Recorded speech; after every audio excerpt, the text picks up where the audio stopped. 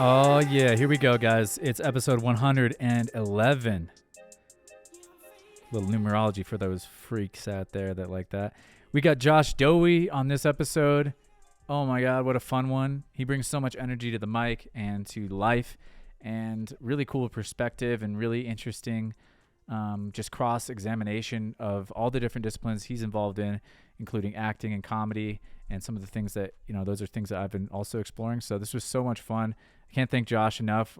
We've been a long time coming. We've been talking about doing this, and he's a fellow podcaster. So really enjoyed this one. I hope you guys love it as much as I do. Great stuff in here from Josh. Jump in, man. Let's go. Let's do it. Do you do an intro? Do you welcome to the height job? I always do a guest intro, like that's a few minutes, or usually I'm keeping it as short as I can these days because people are here for you, man, ultimately, or at least they're here for what happens between us. But I think they're here for you because they like the height job. This isn't the Josh Dohy podcast. Well, I do want to talk about that though, because you do have your own podcast, and I don't know if you've been keeping up with it these days, but I was pumped to see. I was pumped to see that you started one. I mean, I think it's really interesting that there is more and more podcasts coming up. Obviously, it's part of just the idea of a podcast has, been put out there now. And so there's lots of people doing it in the same way there's lots of people with YouTube channels and, all kinds of content. But interestingly enough, I feel like there's more parkour podcasts or podcasts hosted by parkour athletes because we came up with that idea as kind of being more woven into what we do and part of our culture than sports before us, or yeah, because parkour is so interlaced with content creation. That's how a lot of people found out about parkour. That's how we consumed parkour. Is parkour has always been one-to-one with media, with medium. Even people who got into it from watching Jump London or Jump Britain or whatever the fuck, that's still content. That's a movie, and it's always been paired with some sort of companion thing, because parkour, I don't know, I guess can be more than that, but yeah, parkour has been just so paired with sharing through mediums. It's so shareable.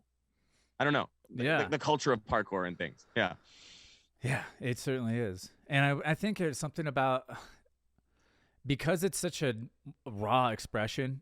There's in the movement practice, in that part of our culture, it's such a direct expression of yourself, because you're not manipulating anything. It is just your body, and of course, whatever you're choosing to engage with. But I think because it starts to really develop that sense of self-expression in a way, even if you're copying, even if you're just mimicking out of the gate, everything that people are doing around you, ultimately you got to do it in your way. And it becomes a little more visceral when you're doing it without a bike or a skateboard or maybe, I think that's why I think it relates to the martial arts in a way. And it starts to pull some of that, whatever that juice is that's in the martial artists, that makes them also the kind of people that you want to listen to, not necessarily just watch fight, because there's something about, and I'm not saying that there's not other athletes. Obviously all athletics and any domain has, great people in it with great minds and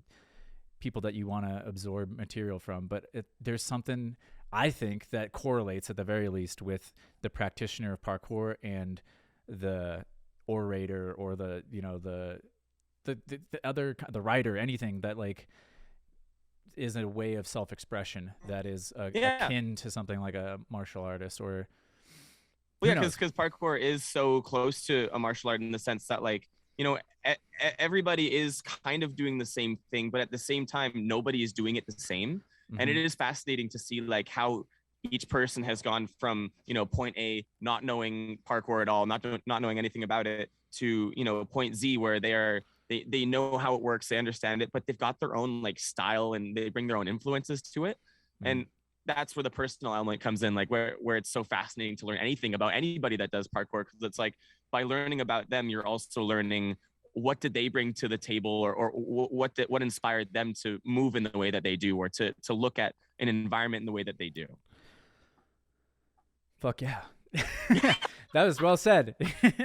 And that makes me want to dive a little deeper into your journey of that, and what brought you into it, because obviously we know each other from competitions. I think is probably we met at NAPC at one point and have some good times, and you've come through Colorado. But just even for me, like, because now I'm more in my post weed era, I need some reminders sometimes, jog my memory, of how you got into the discipline, and like what is that thing that makes you want to move, and how you feel like you've what's influenced your style, etc. Because you do have a very unique journey, I'd say.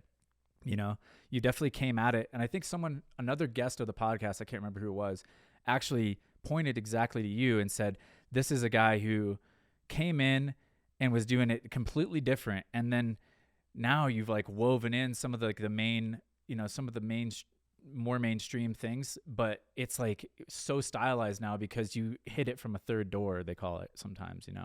A third door, yeah. I think that was Tom Taylor. Shout out to Tom Taylor. Yeah, Tom Taylor. He's dope as hell. Yeah. Yeah. I started parkour from such like a weird little shallow place. Like when I grew up, I wasn't good at anything. Like I wasn't good at sports. I just didn't take to anything. I was such an unspecial little kid. Like there was nothing spectacular about me. I had an imagination. That was it. I loved to play imagination. That was it. So I lived this weird little childhood of not really feeling like I belonged anywhere. Like I kind of had friends and people who would hang out with me and stuff, but I didn't take to anything really. And then I tried out skateboarding, and I didn't get it. I didn't understand, because I didn't have a base in sport. I didn't understand what it took to be good at anything. I thought people just like picked up a sport and were just good at it. Like, oh, cool. Like you picked up a ball and all of a sudden you're fucking, the Wayne Gretzky of the baseball diamond or whatever the fuck. to really like bring sport to this. Yeah, dude. Dude, skateboarding is a fucked up learning curve, especially, unless you're some kind of like phenom or some kind of, just virtuoso skateboarder or something, or you're, who knows how but it's one of the most steep learning curves I've ever like experienced. Totally. And so I was skateboarding with some people who they had some kind of a base in skateboarding. They at least practiced it. Mm-hmm. I didn't even know practice had a purpose. I thought people just practiced because it was fun. Like I literally had no idea how any of this stuff worked. And then I was skateboarding with my friends one day, and like, of course being like, oh, like skateboarding is hard. What the fuck? And one of them, my friend Brody, who ended up being on my parkour team, I'd known him since I was in kindergarten and stuff, looked up to him all the time. If he wore colored pants, I wanted to wear colored pants. Like he was the shit, and still is. Like he's so fucking dope, doing his own thing, always just so about his own shit, like the most original human I had ever met. And he just like, he did wall spins. He was doing like some like wall spins on like some walls, and I was like, what are you doing? What is that? That looks so fun. Like he was doing like wall runs up stuff, and like he was doing like palm spins on like, things are like slanted like 30 degrees or whatever. But still, I was like, what is that? And like I kind of knew about parkour from watching videos. Like my oldest brother, he showed me a video called like Ninja Academy or something. And it was these dudes who were like, flipping around and stuff. And it was really cool. But I saw that as completely unattainable. Like I was just like, oh, these people, like they're in the circus or they're like acrobats or whatever. And I never considered it to be within the realm of possibility until I saw my friend do it. And I was like, what are you doing? I want to do that. You're cool. I want to be cool. That looks fun.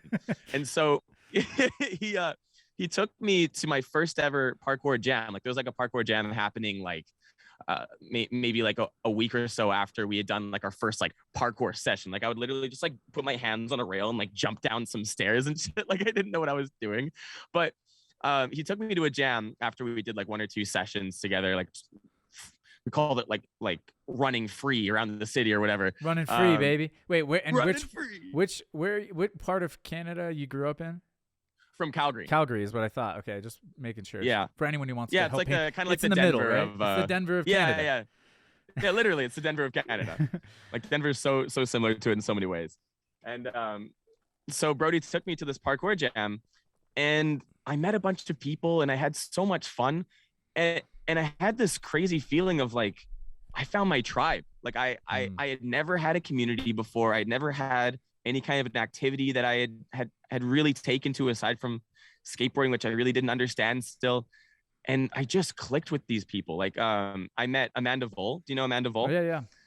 One of the So first I people met her, I met and back in she the day. was, yeah, she's she's traveled the world and done jams and things like that, and she was the first person to talk to me there. And like nobody had ever really like out of the blue just like talked to me like that. And just she shared her stories, and she talked about parkour with me. And then I met another person and another person, another person, and everyone was so nice and inclusive and encouraging. And like I just for the first time I felt like I'd really found a group of people and a community and a discipline that I could, I don't know. I as soon as that happened, I was like, I just want to do this. Fuck everything else. Like I stopped skateboarding. I stopped so many other things. I was just like, fuck it. And I started running stairs. There was like wooden stairs near my house that I could run up and down, because I was a skinny little kid. I was like 120 pounds. And I was like, I have no physical ability whatsoever. So I made up a workout regimen where I would like run upstairs, and then I would do push-ups, and I would do like a 10-minute ab hold. Yeah. like QM up and down stairs and stuff. Nice. I was like, I gotta move like a lizard and stuff. So dude, that's good. Yeah. No, I was really shy still at the time. Like I was so excited to find this community and stuff, but I was still scared and timid and stuff. So I would go to the parkour gym, which Brody introduced me to after this jam. But I would only go on Wednesdays because I knew nobody else would show up on Wednesdays. And I would just train alone. And that group of friends that Brody was a part of, they had been training for about 6 months prior to me, but it felt like they'd been training for years, So I felt like I had to catch up. So I trained hard as fuck so I could just roll with these guys. Yeah. And I had this mentality that like I was the runt. Like in my head, I always called myself the runt. Like I'm the runt, and I have to prove myself. And I'm not just this little like shitty kid. Like I think I can really do this. And so I trained and I eventually I found Storer in like 2011. I was like, these guys are funny. When did you begin? When did you first start? What year was it? Do you remember? So that was 2010. Okay. So we started the same year. So it was a year later you found Storer. Okay, keep going. Yeah. So about a year later I found Storer, and then I found Team Farang, and I found all these content creators and stuff. And I was so drawn to their videos, and I was into like the baggy sweats at the time. Baggier like, the better. Urban free flow. Yeah, seriously. I remember. Oh my God, I remember swimming in my fucking sweats. I don't even want to see my lasers. Literally. Or my shoes. Anything. Yeah. I had 5XL sweats at one point. Yeah, fuck yeah. I was so into the XLs. Like I went from like L's to XLs to double XLs, and then I went to this website called like King Size, which is for like like big bone people and stuff. Yeah. And I would get like 5XL sweats, man. It was ridiculous. Just big. And then I can't wait for that to come back. Fashion's gonna bring that back one day. It'll trend back. Yeah, bring that shit back. Come on, I gotta bring my sweats out again. Like a full circle. Anyhow. I remember I got out of baggy sweats because I almost died wearing them one time. I was not almost died, but like I was up on top of the foam pit at this parkour gym that I was at, Breathe Parkour, and I tripped on my own leg, and from that point forward, I was like, nah. Like I tripped on my own maybe down a few X's. Maybe I don't need this. I went a couple X's too far. Yeah, fair enough. Yeah, it is a hazard. Yeah, and then so I found all these content creators, and I was really into urban free flow at the time, and I was following athletes like JJ Goda, Greg Ennis, Jake Branford, name dropping all these guys. Yeah, but, I mean, some people I don't remember because like they're all peppered in, and only a few are still especially from that era, that far back. Like it's like I've talked about this before. It's hard to have a long career arc in anything, but in parkour in the internet age, it's extra hard. I've got some thoughts on that. I've got some interesting thoughts on that as well. So let's bookmark that. Yeah, let's pin that. I think to wrap up this origin story, let's fast forward to 2012, where I'd been training for long enough, and the WFPF came to town. They came. I think Zephyr had visited at one point. Yohan LaRue, talk about the long arc, dude. Holy shit. The longest arc and a tail. Dude, come on. Why you got a tail, man? Yo, my guy, dude. Yeah, he was a character, and still is. Yeah. And he's training at a high level and stuff. Much respect. But he came to town, and then I think between him and Josh Brower, Josh Brower, right? Oh yeah. Yeah, so I think they might have coordinated, or Josh got connected with the WFPF through Yoann. Maybe this is stuff I might be getting wrong, but eventually the WFPF came to town to do like a coaching certification, and they brought some athletes to town like Robbie Corbett, and oh my, how am I forgetting his name? He's literally so awesome. Oh my god. Crazy Rican. His Instagram is Crazy Rican. He's from the Dominican, but he lives in Florida. Daniel Arroyo. Oh, Arroyo. Oh, Daniel his Arroyo. name's Crazy Rican, or it must have been, that's old school, dude, because it changed probably like 6 times since it was Crazy Rican. Yeah, that's like the Livewire days, man. Dude, fuck yeah, man. Arroyo. Shout out the Danny. Hopefully we'll see him again soon. That's such a funny phase of parkour. Like everyone thought they'd have nicknames. Yeah. like you're coming from like the forums and stuff where you see like there's like Livewire, Crazy Rican, and Blue. Like when I started my parkour team, we all thought we had to have nicknames as well. Yeah. We all made up. Did you ever have a nickname? I kind of like entered just on the tail end of that whole thing, and so mine never stuck, but it was Sweet Treats, PK. Sweet Treats. Sweet Treats, baby. That's good. Yeah, but like Sweet Treats, you could be called Sweet Treats even to this day. But like if you're gonna be called like Livewire, my name was like so random, it had no meaning to it. I was like, call me Leaf. Leaf. Oh shit. Why? No, that's good. That reminds me of Brandon Halpin. You know Brandon Halpin? No. He's a homie, and a big. He's still in Colorado, and he was a big part of like the scene here for a long time. He was the green Tressor. The green Tressor, man. He's about that plant life. Would he wear green sweats all the time? Yeah.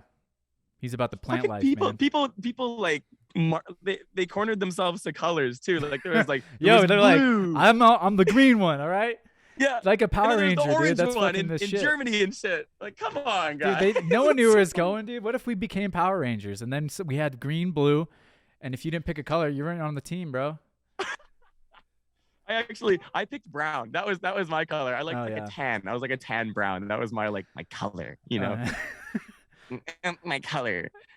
It is hilarious, dude. So I think that's just part of growing up in that age too, where it's like there's so much awareness of how you're projecting yourself in the modern age. I think like for us a little bit, and then for the people like the Gen Zs and whatever, like, oh my God, they must be, I don't actually know because I don't hang out with a lot as many of them. I think they also kind of have rejected it in a way because they've become aware of just how, unfruitful that game can be. Yeah, well, parkour is a lot less eager to prove itself these days. Yeah. Like back when, we were giving ourselves nicknames and colors and, making teams and stuff, like parkour was still struggling to find its own identity. Like I think we've settled into a much more chill place where there's less eagerness to be like, we're here, deal with it. It's more just like, let's just move, let's hang out, let's move, let's make videos if we want to. Yeah. No, I still think we're in that phase though, to a degree. Like, I don't know that we've fully established who we are because we're still evolving. It's only been a short span of time, right? Yeah, absolutely. Yeah. Well, time will tell as we become like older, but anyhow, please continue. Yeah. I guess to wrap up the origin story of where, like, how did I get to here? Like, how did I get to this point? I did this coaching certification with Robbie and Danny and stuff, and that was fun, whatever. And I met he must have been the CEO of the WFPF, David Thompson. He was a nice guy, and really invested in growing parkour. And I talked to him. We had some really good conversations, and I really wanted to go deeper into parkour. Like I saw with Urban Free Flow, they had, I think they had affiliates and athletes. I think that was the way that they differentiated it. And they had this kind of hierarchy system of like, there's the affiliates who are, pretty sick athletes and they're kind of affiliate. And then there's the athletes who are like, sponsored and they get shirts and maybe get flown to events and stuff. That's what I saw from the outside. And I didn't quite see a full future for parkour for myself at that point, but I really wanted to go deeper with it because this is the first thing that I had ever really I don't know, had any level of enjoyment with in sport. And the only thing I really knew how to excel with, because it taught you progression, like just the culture of parkour. It taught you progressions, and it taught you all of these cool principles that made growing and progressing so much easier. It made it so attainable. Like, it, you know, if you want to learn this move, break it down to progressions. If you want to do this jump, do this smaller jump. Like, these kind of things nobody had ever taught me before. Like the whole culture of parkour taught me the value of practice and the value of intention and all of these really key principles and stuff. And I was so fascinated by it. And so I talked to David. And, go ahead. Real quick, I just want to ask you, do you think that the sort of trajectory of parkour and your own trajectory were just kind of like they synced up? Because I feel like that's partly why you felt like this is like your tribe, and like this is your space. And I feel the same, or I felt the same when I first got into it, and around the same time, 2010, is because like it was also at a stage where it was figuring itself out, and I was figuring myself out. And so we all were figuring ourselves out together in a way that was like really rewarding and meaningful. Whereas in other spaces, there was no identity that was available to me. That was because it was already established, right? Exactly. Like you're not on the same trajectory as hockey. You know, hockey's already happened, skateboarding's already happened, but parkour was happening and beginning to happen. So I see that's a really cool observation, because I do agree with that, because I think even these days, like, even though parkour isn't finished establishing itself, I don't think people are necessarily on the same trajectory with parkour. Like, in a lot of ways, like, if some random kid came to a jam these days, I don't know if they would find that same level of community or compassion. They may, but just because of the developmental stage that parkour is at, and it was so inclusive, like there must have been like 40 people at this jam. Like, when do you get that? You know, that was that was a very rare occurrence. So that was another lucky instance that really drew me to parkour, was that there was so many people, and I don't know, it felt so powerful to move with a group like that, and to meet these people, and they were so positive. They had such good outlooks on life.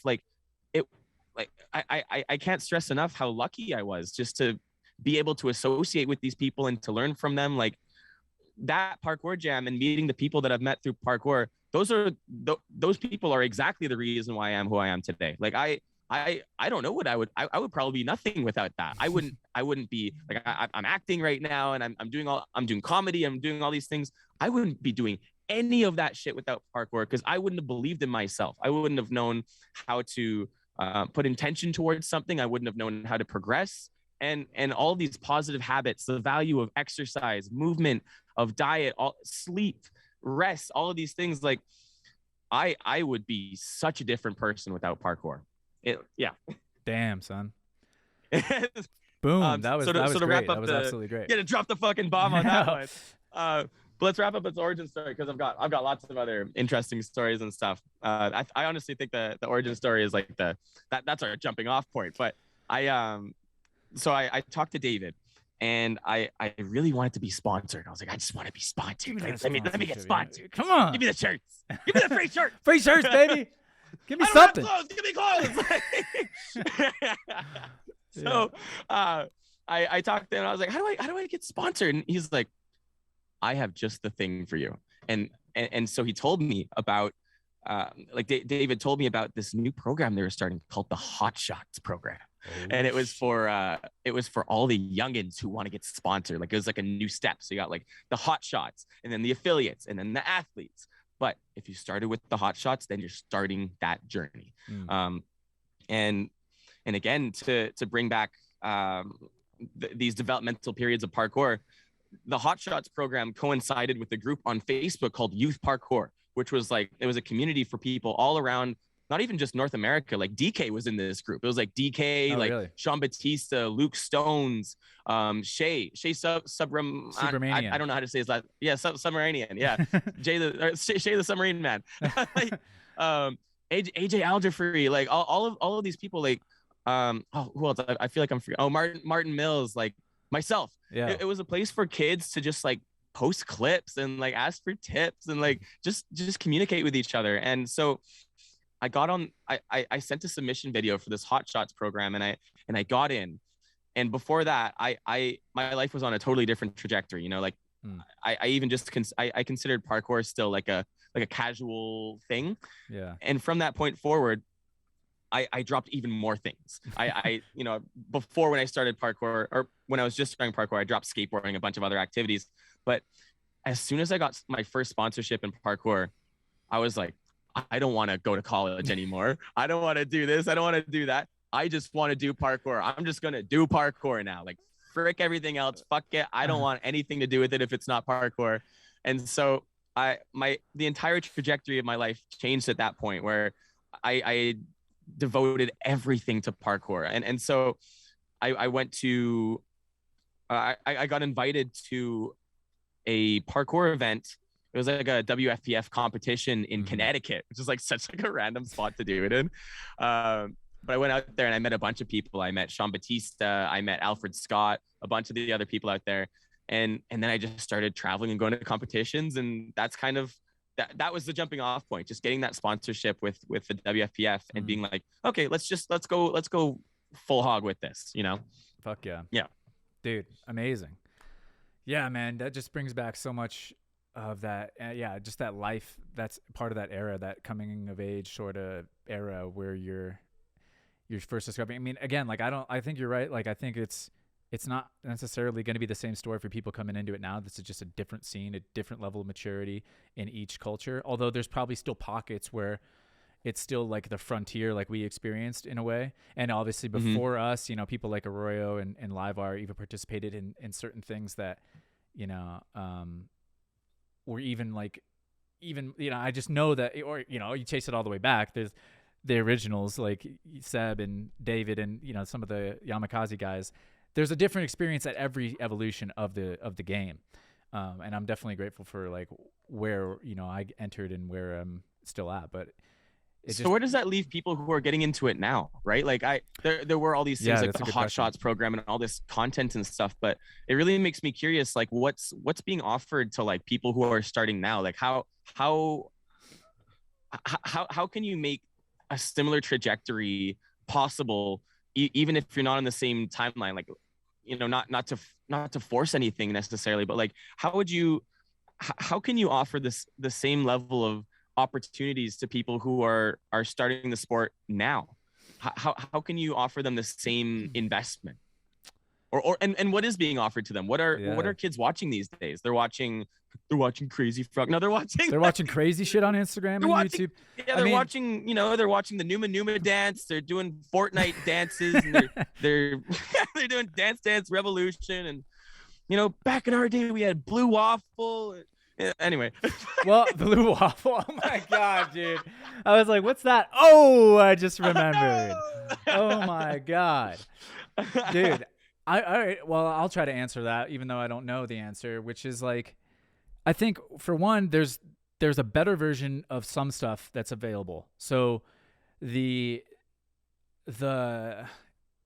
thing that you were speaking to earlier, which is like the thing that can evolve you and make you a better person and kind of help you teach you things, that's still there. It might even be more distilled and even more potent now that we have better teachers and more experience in all the communities, a little more maturation. And the teachings are intertwined with the stuff that has mass appeal as well. Like Store, they do a really, like, I'm such a fucking big Store fan, man. I'm such a little Store fanboy. But they intertwine the teachings of parkour in their videos in a really nice way. Yeah, that's true. So that's another thing that's newly available, is like you can follow along with many of the best practitioners in the sport, even if they're not directly accessible to you in a live scenario, which I think the live scenario is always going to be a little bit more rich, but at least it's there.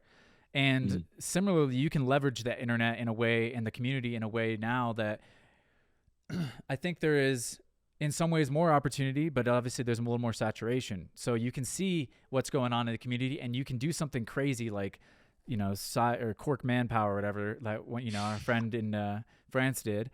And that's preposterous, by the way. Instantly you're in a different, you know, sort of sphere in terms of like your reach, your influence. If you know, so you can really help yourself grow in that way too. If you're trying to do something and make more of a path for yourself in the sport. But I think something that's true for the people that are still in it, like you and me, and people coming in and people that came before us, is that we're still opening up all those doors, people that are here. That's kind of like what we're here for in some ways, is to show people that there's another thing you can do too. You can have your own podcast. You can have, there's lots of YouTubers out there that are making some success even beyond store now, with parkour. And then there's whole different, there's people that I don't even know about that are probably super successful with some kind of tertiary or even just like adjacent to parkour thing that they're doing. We've had some people spin into different disciplines, and we've had some people, open gyms and open facilities or become stuntmen. I mean, the paths are all there. They're a little more clear. So there's a little less risk, but there's also a little less like of, I guess, like, when it comes to risk reward, it's like you might not be able to have the kind of crazy adventure that we might have had because it's not as unknown, but you can still create, it's still absolutely available to create a lot more unknowns and just expand the boundary of the sport, because it's still very young and we're very open and receiving and receptive and inclusive of people that are doing things differently.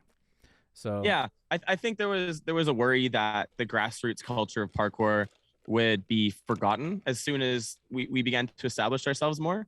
But I still see people couch surfing and doing all that stuff. Like that's the meat and potatoes with parkour. Like, yes, you can do the training. Yes, you can, you can make the videos and whatever. But what was preached at the start of my career and my journey in parkour that I want more people to know about, and what I've been trying to express and to spread, is like a lot of the value of parkour is traveling. Going somewhere and meeting people and staying with them and learning from their movement styles. Like, you will learn so much. You will learn more from going to an international event and meeting people and training with them than you will in an entire year of training. Like that stuff changes your training forever. And if I could just give one piece of from my platform, if I could give one get the soapbox wisdom, out. Here we go. Yeah, travel. get out your city, because there's so, like, your city will also decide how you train. Like, of course, you've got your influences, videos you watch and stuff, but a lot of what influences your training, and this is subjective. I'm speaking from a subjective point of view, but a lot of what affects your training is, for one, the people you surround yourself with and their influences, but also the spots that are offered in your city. Like, or the spots that you guys will frequent, even, like, because I know in Calgary there are some higher level, more difficult spots that you could be training at, but we would always train these like really low to the ground spots, and that was my training realm there. But by traveling and going to different places and seeing their spots and working with those environments and different mentalities and stuff, your training opens up. And you, like, especially when you're in a more developmental stage of parkour, scratch that, even all the time, because parkour is a constant, you're in a constant state of development as a human being and as a parkour athlete, learning from many people and get on the tube if you need to. Yeah. Watch the video version, because I'm doing hand shit. I'm doing crazy hand shit. But he's communicating with his hands in a way that you need to see. That's right. You need to learn. You need to learn from different environments and people, and diversify your inspirations, and that will take your training to such a crazy level. Yeah. I second that 100%.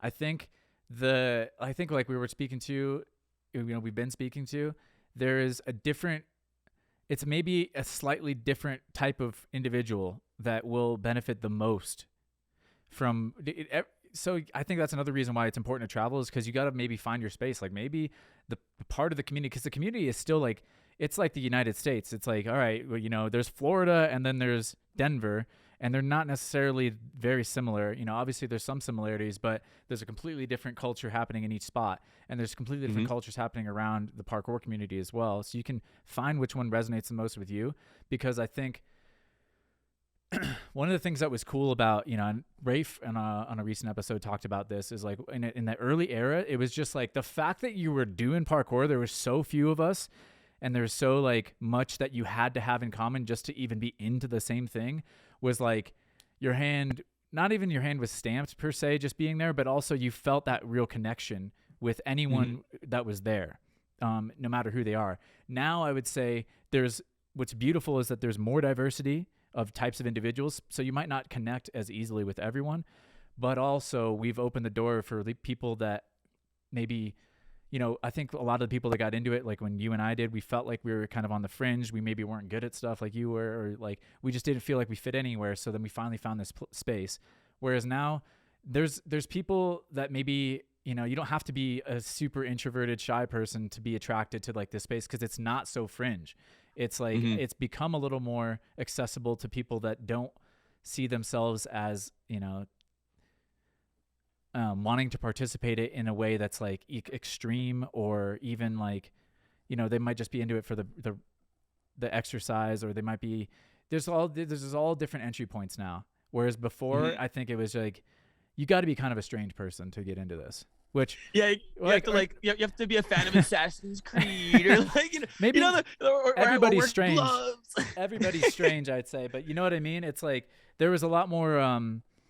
There was some like gentler and just like stranger, like sensitive souls, I think, that came in early on, and also there was like some just crazy people, because like that's like this is the space where like the people that didn't fit into the spaces that were more hostile could be, but also there's like for hostile people, or even just like you could go out here and it was okay because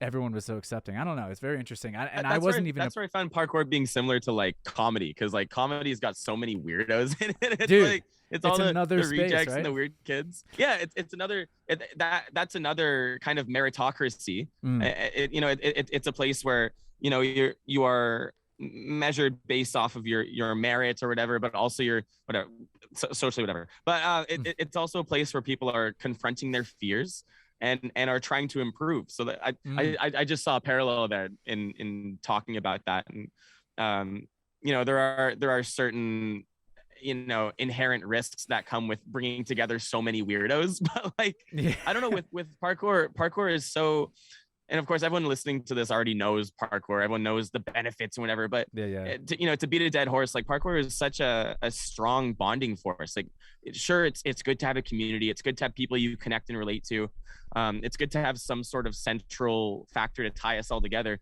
But to have something like parkour where there is so many good values being taught, and it's got just such a good fundamental core to it. It's not just a bunch of weirdos doing something weird. It's weirdos doing weird things, learning about themselves, bettering themselves, and being healthy about it. Yeah.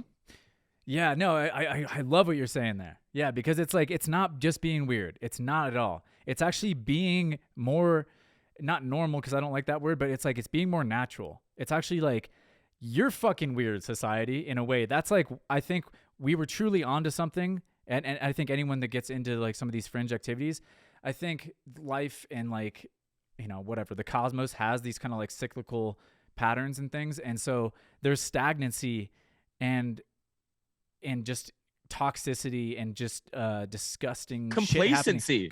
Yeah. Just, it's just not living at certain stages, especially in the mainstream. It's just like, what the fuck are these people doing? Like, this is not living. And I think what you're touching to and speaking to is like, we actually found like, oh, this is living. This is a space where life is happening again. And I think like, yeah, you can say it's weird, but actually it's like, no, you're weird. Like, this is sick. What you guys are doing. We're doing something that's like actually makes sense. And parkour just completely opens up the world for you. Yeah. Yeah. No, and I love that. Go ahead. Sorry. Yeah, you brought up a thought that like that really excited me, because I've heard this from, it might have been your own Erkin, who I'm pretty sure you've had on the podcast. Total legend. Yeah. Love him. Your own. It was either him or Drew Taylor or both of them, because they're both friends of mine, and I think both of them at some point in my life have talked to me about how revolutionary parkour is in terms of how you are viewing an urban space. Because urban spaces, especially these days, especially these hyper modernized urban spaces, are so one use. It's, go up these stairs, use this handrail, walk this direction, go on this side, blah, blah, blah, blah, blah.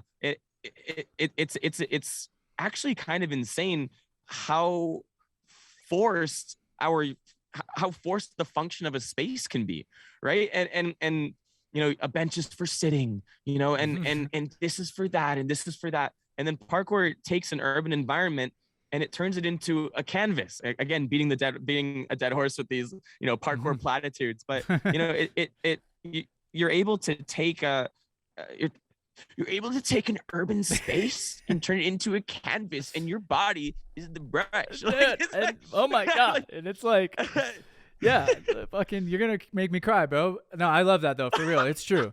It's true though. It's fucking true. You're questioning. You get to question these spaces, and you get to use them in so many other ways. And it flips these urban spaces on their heads in a way that, like, who are you to tell me which way to walk? You know? Yeah. What if I want to jump across these? What if I want to walk across this rail? Just do it. Yeah. No, it's liberation, man. And it's like rebellious. Like Tom Taylor again spoke to this, our friend Tom. It's like, we're not accepting this what's spoon fed into society, and it's like the very nature of it. And I think this is something he was really passionate about, and I loved, is just the very nature of it. By repurposing what's, you know, in people's intended use for these things, you're protesting in a way, or not, maybe not protesting, but you're at least questioning. You're questioning. It is movement, and you're opening up like a whole. Yeah, that's a crucial part of what parkour offers, is like the ability to question what's being fed to you, and the ability to question like the purpose behind things, and that is very empowering. And I want to hear more about like how you relate that to comedy, because again, I think there's interesting things happening again with this crossover between parkour practitioners and people that want to perform in other ways with their, you know, other instruments, not just their jumping feet and ankles or whatever, but their voices and stuff. Because I did a stand-up showcase, a student showcase recently for the first time, and I'm stoked. No shit. And like it's just dipping my toe in this direction. And Seb, I don't know if you saw, Seb Foucault actually did his first stand-up student showcase. He posted on a story recently, and so I don't like that is almost in a weird way, like just, I don't know, just find it fascinating that someone would also want to, because I think what you talked about is like, it's people trying to advance and grow themselves and face fears maybe. And so can you tell me more about that and what drew you into comedy and how that journey's going? Yeah. Again, like with anything that I've found any like deep value in, I've always been drawn to it at first in such a weird, superficial way. Like I've capitalized on my shallow on whatever. My shallowness. Or really like capitalized on my shallowness. I mean, hey, you got to use it somehow. Mastery of the shadow, right? And of course, I'm you know, I'm a human being with depth and things like that. But I've also, you know, as a human being, I've also got shallow qualities, and one of them is like, you know, I was drawn to parkour because I wanted to be cool. I was, and I wanted to fit in, and I was drawn to comedy because I listened to Joe Rogan. I was like, I had a mentorship with Jason Paul, and you know, he would send me podcasts to listen to and books to read and web articles and videos to watch and stuff. And one time he sent me, he must have sent me Tim Ferriss. He sent me Tim Ferriss. I got into Tim Ferriss for a bunch of years, and biohacking and things like that. And that shaped a lot of who I am. That mentorship with Jason Paul, and we can also put a pin in that. But because I've talked about that to death on many podcasts. If you want to hear about it, I can talk about it. But he also, I think he must have also sent me a Joe Rogan episode, or somehow I was referred to Joe Rogan through that. And I really enjoyed his long form conversations, and I noticed that my favorite episodes were when he would bring comedians on, and they had such an interesting perspective, and I liked their inside baseball talk and talking about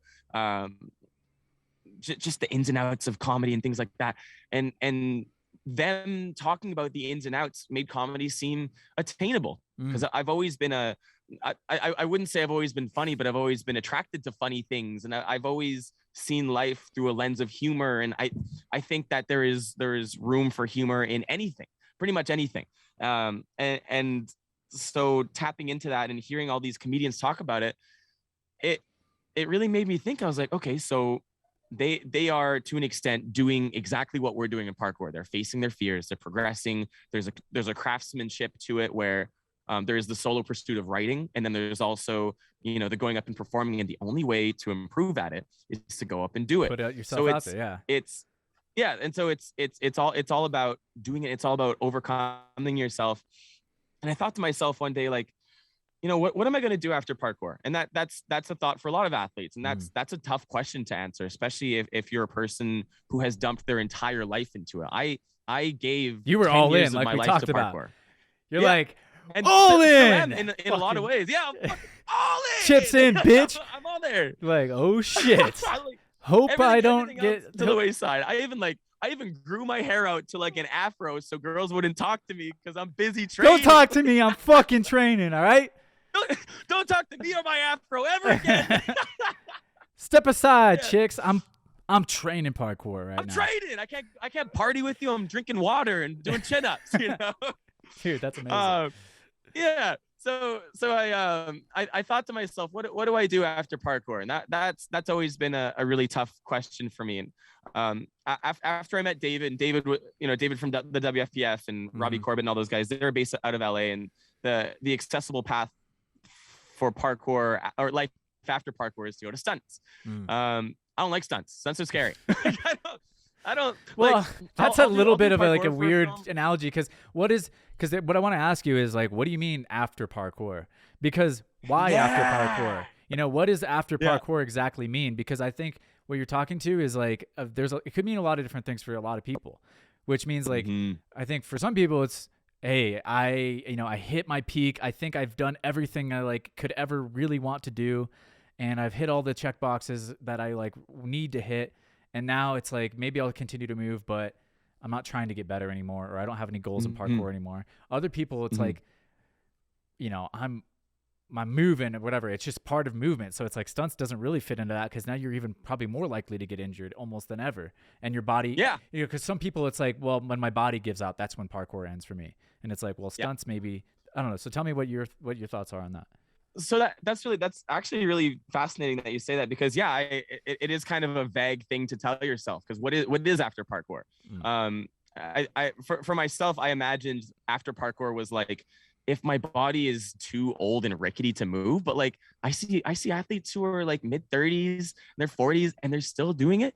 So what does that mean? I guess life after parkour means like, okay, after I've done all of the things I wanted to do, which I have, where do I now set my goal setting? Where do I direct my goal setting matrix? This idea of setting a goal and achieving it in life, this thing that pulls you forward, as opposed to being, and there is value to not having goals and to finding pleasure in daily existence, of course. But with the goal setting matrix, like where am I setting this now?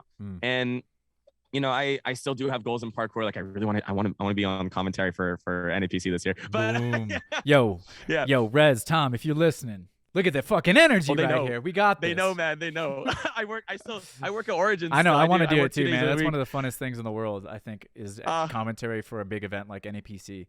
Oh my god, shit's fun, man. So I want to do that. But I was curious what I would aspire to next, and stunts was an option, but stunt scares me. That there's so much infighting. It's very territorial. It's very tribal. And that I don't want to be a part of that. I've had a couple of negative experiences with stunts and stunt coordinators and things like that. And I can speak more to that if we want to talk about how parkour brought me to acting. But just to talk about to bring it back to comedy, like I wanted a place to face my fears daily, like I do with parkour. Say with parkour, I've reached a point in my practice where what I'm doing doesn't scare me anymore, because there is that value of acknowledging your fear, overcoming your fear. I think Dylan might have posted something about overcoming fear. He had a really nice checklist for that. Like I forget where he posted that. I think it was Dylan.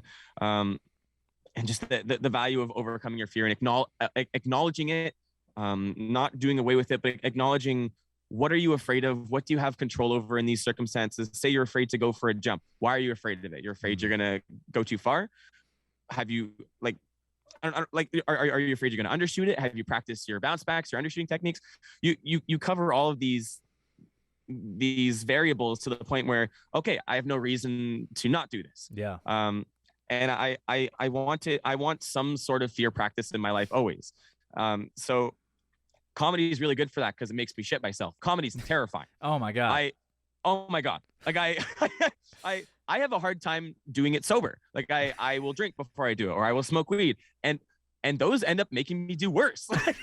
Like so Dude, yeah. The first time I did an new... open mic, I got hammered because I was like, same reason. I was like, I did an open mic. I was like, in the way you just said, like breaking it down, it was like, okay, what I can do is I can go to an open mic. I'm not going to sign up. I'm just going to go there.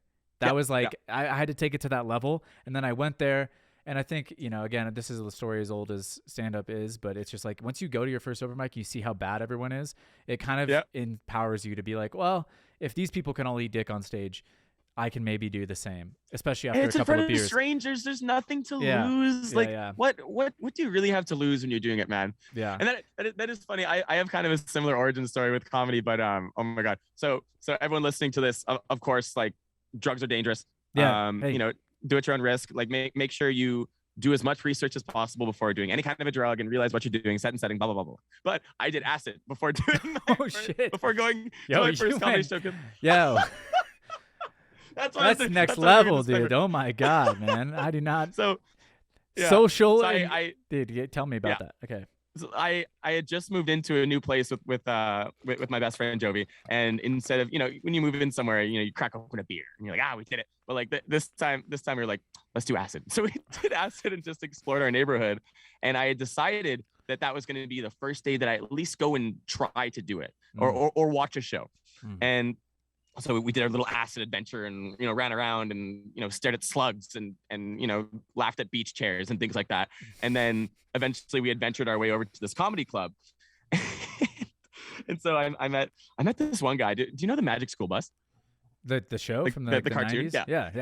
Yeah. Miss So Frizzle. I met this guy he was an animator for the Magic School Bus. Legend. And we had this wacky conversation. Like, I think he was just like a fan of comedy or something. And he had like he had an iron Brussels sprout in his pocket. He was like, "Do you want to hold this?" So I was like, "Okay." And so I hold this and I give it back to him. I'm like, "Okay." So I'm so high on acid. This weird shit's kind of happening. And I end up, like, I don't know, I'm in this like weird state of mind, and I'm sitting front row at this comedy show at like Yuck Yucks. And oh shit, I'm watching the show happening. I'm fucking front row, and I'm drinking this like, I'm probably drinking some non-alcoholic beverage. I'm like chewing the ice, which is already bad enough because the comedians up there can hear that shit. They're, you know, like it's not as quiet as you think it is. Like the comedians can hear everything. So I'm like loudly crunching ice and shit. And something about the acid really fucked with my impulse control. And I was mid thought. I was like, it would be so funny if I spat an ice cube on the, oh fuck, I just did it. And oh my God. Popped out of my mouth. And I spat an ice cube on the stage and I start freaking out. I'm like, oh my God, like I've introduced a slipping hazard to the stage. Everyone's gonna see, like I'm gonna get kicked out of here. And the comedian Andrea Jin, she's a total legend. She was hosting that night. And she just looks down at the ice cube and then looks up at me. I was like, ah. But that was my first experience with comedy. It was such like a wild like ride that night. No doubt, dude. Oh my God. Yeah. That is definitely a wild entry point. I can't say that I can compare mine. Yo, that's crazy. So I keep it. I like to keep it a little bit wild with comedy. Like I have a lot of written material and things like that. But the comedians who I enjoy, there's some local ones who I enjoy, like Dino Archie. I work with him on a podcast, and him and I have our own internet show that we do together. But people like Bobby Lee, Theo Vaughn, a bunch of those other people, I'm inspired by pretty much any of those big LA comics. Yeah, gang baby. So I love their chaos. Like what's funny isn't necessarily what they're saying, it's how they're existing as well. Yeah. So I like to kind of go up on stage and bring the chaos. You know? I love that, man. Yeah, no, it's definitely, that's another thing that, I mean, I just think there are so many comparisons with it. And I think parkour, in a way, what I thought earlier was like, parkour is this way to open up all the doors for yourself as a mover. Like it gives you, it takes your body and makes it into like a weaponized body in a way, or like a thing that is just like so much more capable than the average person. And it turns your body into a vessel of enjoyment. Yeah. And I think the the comedian, in the same way that you were kind of speaking to earlier, is like this figure that in society has a whole different level of access to self-expression that is unavailable to almost anyone else. You know, there's other speakers, but ultimately the speaker that we, you know, allow to say anything that's on their mind is the comedian. And it's the only kind of figure in our culture, modern culture, that has like complete liberation. You know, obviously we have a whole cancel culture thing happening and blah, blah, blah. Like that's a big part of the conversation. You know, we are always going to be figuring that out probably, but still, when it comes to freedom of body, parkour offers that. Freedom of speech, you know, obviously the Constitution or whatever guarantees you a certain amount, but really the people that have it are the comedians. That's something that I noticed was like, wow, these are the guys that can really say anything, and people will listen still. They're not going to just like. So I think there's two things happening there, but I love that. Yeah, I just love that there's a fear and a self-expression and a, you know, whatever.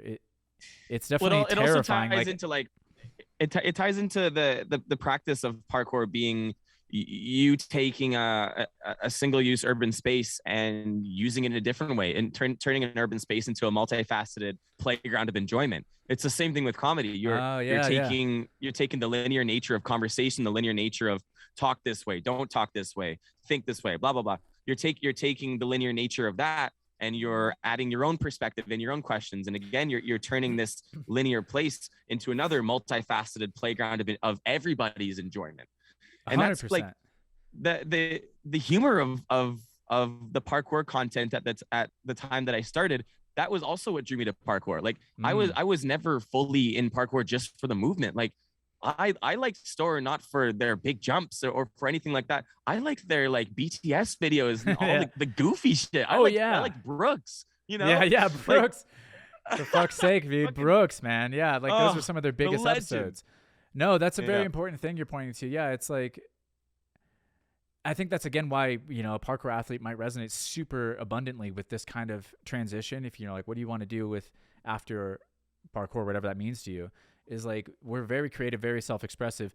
Whereas like, you know, an NFL athlete or someone like that might also have like these very extreme dopamine pathways, you know, or like they've been really challenging themselves and pushing themselves, but it's kind of a different approach because it's teamwork. It's much more maybe rigid and disciplined and sort of structured.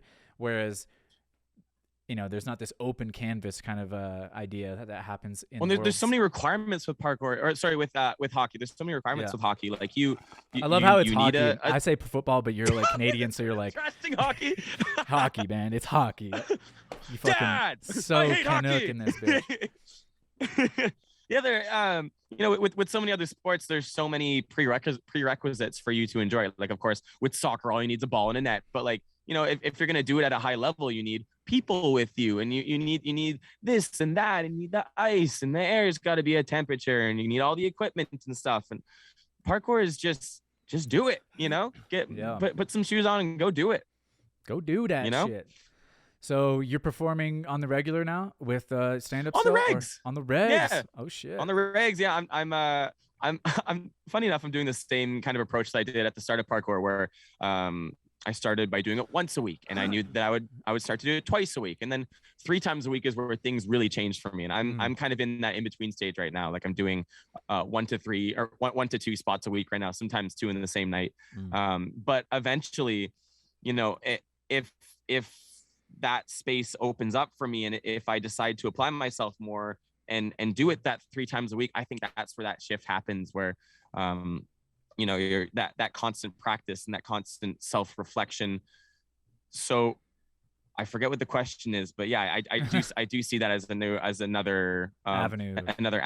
And I actually had a funny tangent come up with what you were saying about, you know, people having these established dopamine pathways. It's kind of the same with parkour. Like you've opened up this door for yourself. You've found out that you can enjoy life this way. Whereas like maybe before parkour, you didn't realize that pleasure can be derived from fear. You know, you might have regarded your body in a different way, yada, yada, yada. But all these doors that you've opened up through parkour, those doors stay open. And those paths and those cycles will find ways to perpetuate themselves potentially. Again, I'm speaking from a subjective point of view. This is not factual knowledge. I feel He's not a doctor, ladies I'm and gentlemen. I'm not a doctor. This is not financial or medical advice or whatever. That's right. Fuck. But I've done parkour for 12 years. Okay. But he's done parkour, so he knows a little bit. Right. and I sometimes tell jokes, but those pathways stay open, and you will travel down that way, and that's where life after parkour gets really interesting. You see so many people you see so many people who have pursued parkour to their fullest extent, whatever that means for them, whatever that means for you. People who have dumped the entirety of themselves into parkour almost always end up doing some kind of interesting shit after, or even on the side as they're doing it. Like, to bring up one example, which is like a really controversial one, is Tim Sheaf. Like, look at Tim Sheaf. He's gone and just become a fascinating person. It's just like, what are you doing, Tim? But at the same time, it's like, all right, whatever. yeah, no, I absolutely love seeing people like Tim. Like, what is happening with him? Because yeah, for me, it's like the person is the most interesting part about all of this equation, right? The person that did parkour is still the thing that I'm interested in, not just the movement. And so Tim, and he was on the podcast recently, and we caught up a little bit on some of the things that he's been up to and working on. And obviously, yeah, he's in a very different direction now, but he's still the kind of person that jumps 2 feet all in and just blazes like a crazy trail. And he's been like on a crazy journey throughout that time. And I was thinking about this morning because I think that that's a really cool thing that actually I'm sort of an advocate for, and I want to keep, or I want to maybe promote. If I don't really give a fuck about promoting things typically, but thing that I like about our culture, or I hope that will be a part, I don't even know that it is that ability to make a transition and go into something and still be a part of this sort of, I do want to say fraternity, even though I don't like that word because of like, but it is kind of a fraternity, yeah, or, so it's like, I like that I would like to, in my mind, Tim's still part of that brotherhood, and I don't care that he's not jumping around and shit. I'm just interested in him. Whereas there's other sports where I feel like they've kind of eaten their own, and we even see it in parkour when Tim jumped into a different domain. People are like, "Oh, fuck this guy now," and it's just like, I guess, dude, but like, didn't he give you enough? Like, didn't he fucking do enough for you in this world? Like, now he wants to do something else. Like, I don't know. And everyone's like, "Don't leave! Don't do other things! How dare you!" How dare you? How dare you enjoy life in other ways? Yeah. Well, and I think it's hard enough when you're like going through that phase, because at least for me, and this is now a very, subjective kind of anecdote, is like, for me, it's hard enough when you find yourself falling out of love with the thing that you love so much. And not that I'm like, I still have a love for parkour, but my relationship has definitely changed. And certainly, I don't know if I would describe it as after parkour now, but in a way I am. Like, I'm in a different stage than what I was, for sure. And it's hard enough, like, doing that transition will just like on its own.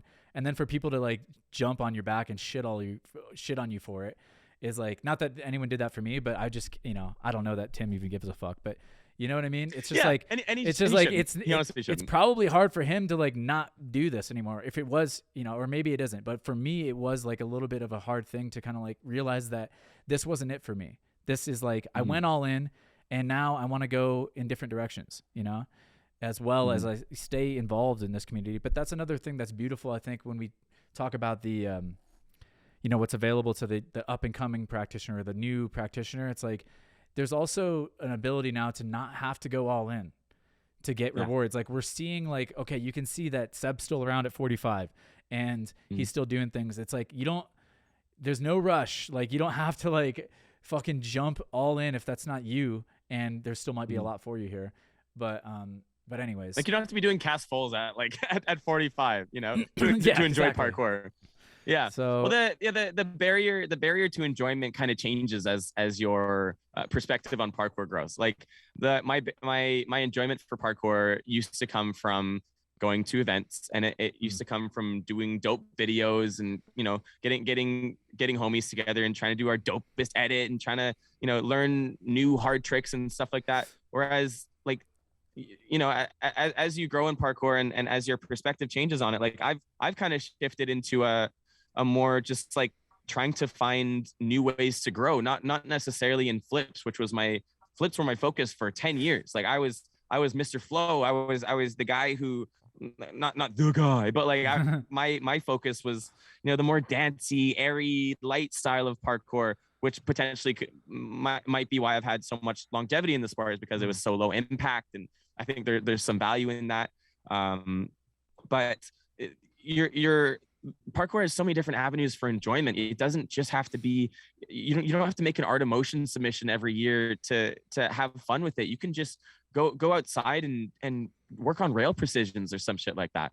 Work on your balance, but like parkour, parkour's got so many different avenues for enjoyment that like it doesn't matter whether you are fully excelling at the most marketable or highest level of the sport. It's literally just you being better than you were this morning. That's what I heard Toby say that in a recent story video, and that resonated with me a lot. It's not even being better than you were yesterday. It's literally just being better than you were this morning. Yeah. Good. Yeah, that's a nice quote. So speaking of that, because you kind of mentioned how we talked about this, we put a pin in it earlier. What is your thoughts on having that long career arc, that like staying power, or even just like continued interest? And yeah, just what were you putting a pin in before? Do you remember when we talked about that? Yeah. Okay.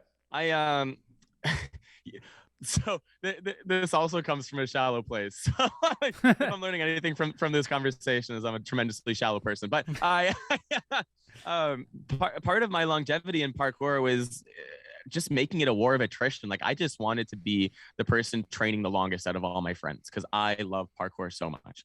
And maybe I held that in my head in some way, and maybe that influenced me in another way. But I think a lot of my longevity in training, like I'm reaching year 12. I'm 26. I just turned 26, and I still feel like I've got so much to do, or so much more time in the sport. Oh yeah, and you just entered your prime, bro.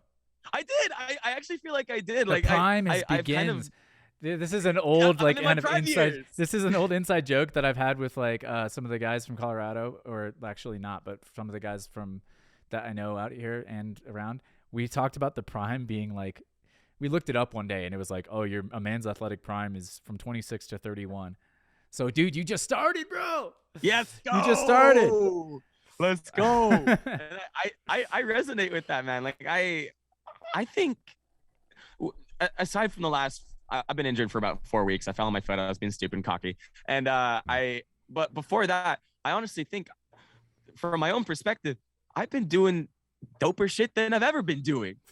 And parkour is not even my focus. I just do it because I like it now. Like I'm not trying to gain followers. I'm not trying to be in a compilation. I'm not trying to get into a competition. And I'm still like, the level is still going, and I'm still so happy with what I'm doing. And I think a lot of that is because of disentangling my happiness with the level of parkour that I'm doing, which in some kind of a weird backwards way has raised the level of parkour that I've done.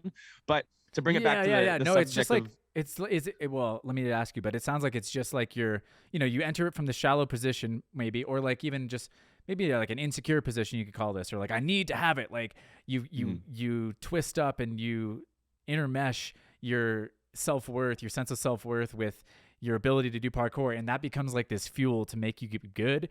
But then eventually you realize that's what's holding you back, is that attachment to that. And anyhow, that's what held me back from some of my greatest opportunities in parkour, was me enmeshing my own value with what I'm doing in parkour, with only the moves that I'm doing, with only the videos I'm making, the people I'm hanging out with. Like my personal value of myself was so entangled with that it was so easy to be unhappy.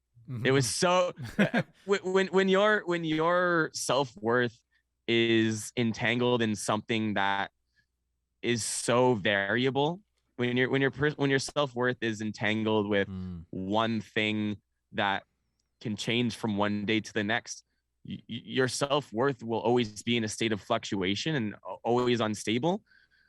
And like for example, I used to struggle a lot with having a weird style.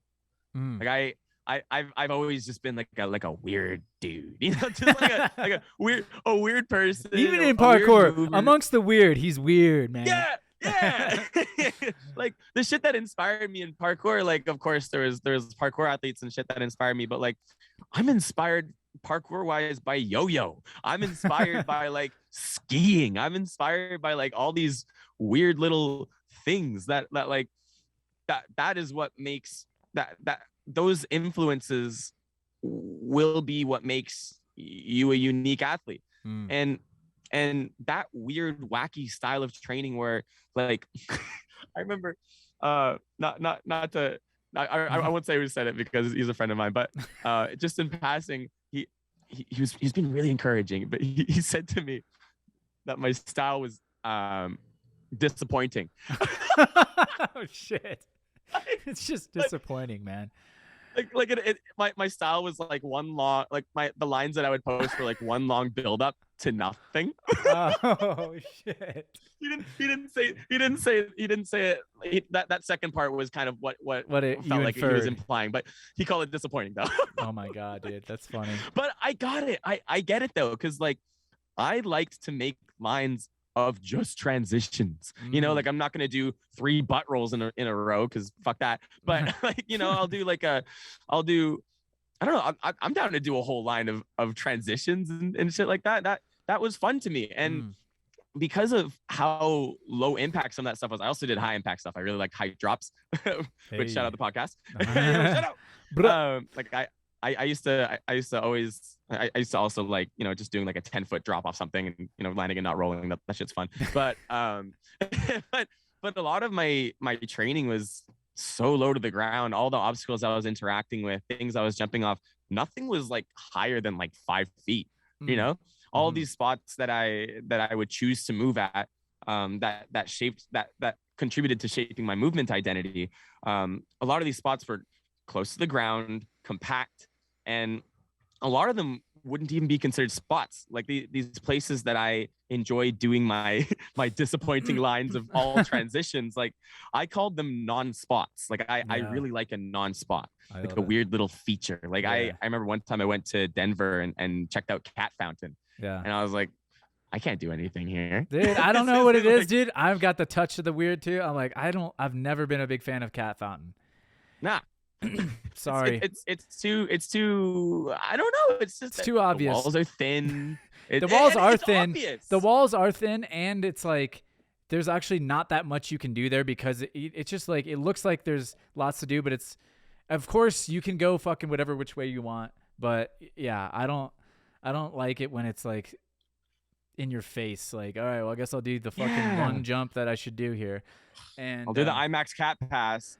I do like IMAX, but yeah, that one's like also that was a bad example. That one, well, no, but there's a lot of reasons not to like it because it is like it's hard to have fun at a spot where you just like it's you know, you got to put everything out of your mind that you know has gone down there if it's going to be in if it, you know, some people it might help them, other people it's going to get in their way of just like, man, I feel like I have to, you know, do something big here, or like I just don't, you know, I won't feel good if I can't do this thing because I know like it's easy because lots of people have done it, whatever. There's so much information sometimes at a spot like that.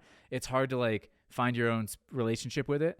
And it's informational overload. Like there's the, you know, you can do the set sequence here. You can do the thing that everyone has done, and you can do the rite of passage, the manpower gap, you know, the IMAX cat pass. But like, there's also so many possibilities that it's just overwhelming. Like what I enjoy more than, you know, having a globally recognized spot where the possibilities are endless. Like I like a little non-spot. I like a trash can and a pole and a slant wall where like instead of all of these possibilities where I have to pick something, I kind of want the environment to pick it for me. You know, with a non-spot or a unique feature, and I call them features these days. Like if I see like maybe like a concrete barrier that's a little shorter and close to a wall, or just like a weird slant to a wall or something like a feature. What like a feature will marry itself to your movement perspective, and it will tell you what to do there. Mm-hmm. A non-spot you can listen to. A non-spot will talk to you, whereas an internationally recognized spot, there's so many voices and histories and possibilities. It's hard to hear any one thing. It's so overwhelming because you could just sit there and imagine 1,000 lines, and that's fun, right? And you could try it, but there's just so many possibilities. But with the non-spot, it will tell you how to use it. You know? Yeah, I do know exactly what you mean. I love it. Yeah, I think there's always space for both, right? It's like you might be feeling like going to IMAX one day, and it's like, fuck yeah, dude, I want that. I want all the voices, and I want to like fucking see where I'm at inside of that equation. I want to add my voice. I want to add my voice to this. I want to be a part of a symphony. Or there's another place where, you know, you're like, that's too much, or, you know, it can depend on the type of mover you are. It can depend on what kind of mood you're in. It can depend on the day and everything else, or the group around you. It depends on everything, but it's definitely a trap to think that it has to be one or the other, or any one way, you know? Yeah, that's that form of outlook on a spot. A lot of that wisdom was imparted to me by Jason Paul, who I had this mentorship with. Oh, yeah, tell me about that mentorship. I guess you've talked about it before, you said, on other places, but this is the first I've heard. So, okay, I'll give you the clip notes like an official mentorship with a, you know, obviously a legend in parkour, in, you know, Jason Paul. Yeah, I up until maybe a year after I had traveled with them and made videos with them and stuff, I modeled myself after Team Farang. They were who I wanted to be. I wanted to be Pasha. I wanted to be Jason. Like I wanted to be Zen, which was funny enough that they all ended up being on the same team. Wow. I was so, and even Valtteri. I was into Valtteri anyway. But I wanted to be Team Farang, you know. And I was so like, just the way that they moved, the way that they saw the world, the videos they created, they were so cool to me and stuff, and still are in a lot of ways. And I followed their content so closely, and I saw one day that Jason had done an interview with something or someone, and he talked about how he was interested in music production. This was back in 2014. I was into making hip hop beats back then because I was hanging with a group of friends, and we would like smoke weed, make beats and shit like that, and that was fun. And I was really into networking. I was such a little networker. That was part of my, that was a big part, or is a big part of my success in parkour, is like, I'm such a little like Weasley networker. And I honestly don't think that there is a, like, I think that networking is something that doesn't necessarily belong in parkour, because it's such a grassroots thing, and parkour is this genuine sharing of movement, this meritocracy of movers. And I actually think that this networking muscle of mine belongs better in acting. So that's where I've kind of put that kind of stuff. Oh, interesting. Like I think that belongs better there. And I always felt a little bit weird about how into networking I was. But I networked with Jason Paul, and I wanted to talk. I wanted to just talk to him. I wanted to be his friend. My goal was to be friends with Team Farang. I wanted to hang out with them just once in my life. That was it. That was my whole goal. And so I messaged Jason. I talked to him a little bit about hip hop beats, and, you know, talk. And eventually he sent me one or two things to like watch, because I was this kid, and, you know, talking to him randomly over the internet. And you know, as a public figure, sometimes you have this duty to pass on maybe like one or two things. Like, say if someone messages you like, help me with my gainer, like, okay, I'll give you a tip for this. And so he might have given me one or two pieces of advice, and I was really into mentorship. I think I might have been reading a book about mentorship at the time, or maybe he even referred to me a book about mentorship. Oh no, it was Mastery by Robert Greene. Oh yeah, I think. Yeah, Mastery by Robert Greene.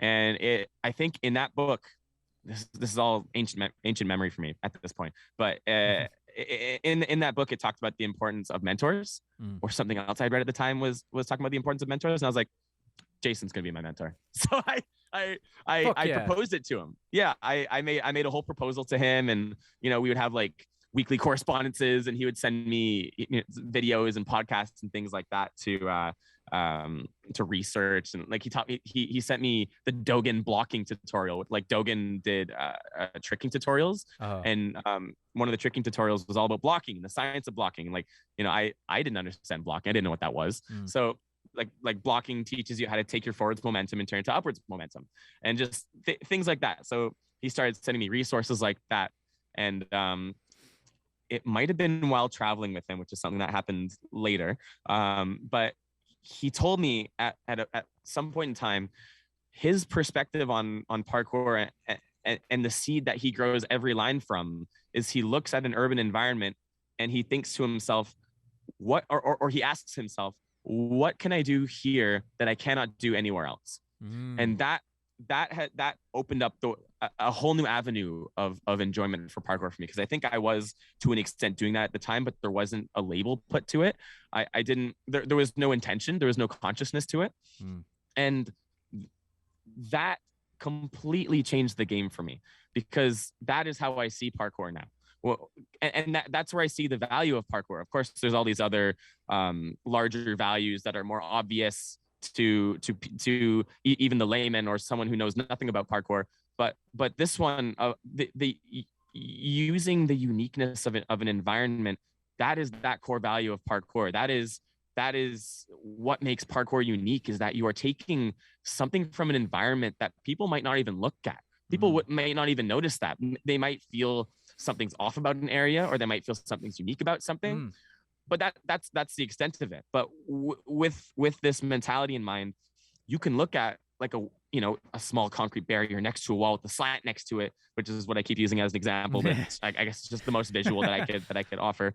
But now you're able to take that question and ask it to all of these urban environments. Like I pass a feature and I say, oh, what can I do here that I cannot do anywhere else? And if you just start interacting with it and moving your body around on it and touching things, and most importantly is doing more moving than thinking.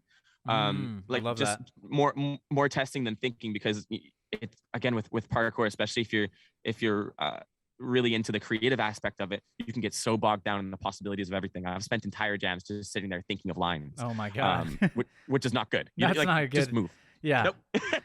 Dude, so that's an overload. That's an informational overload. But you can prevent that in this scenario by just trying things and letting your body touch things and move through things, and just, again, metaphorically listening to what each spot is telling you.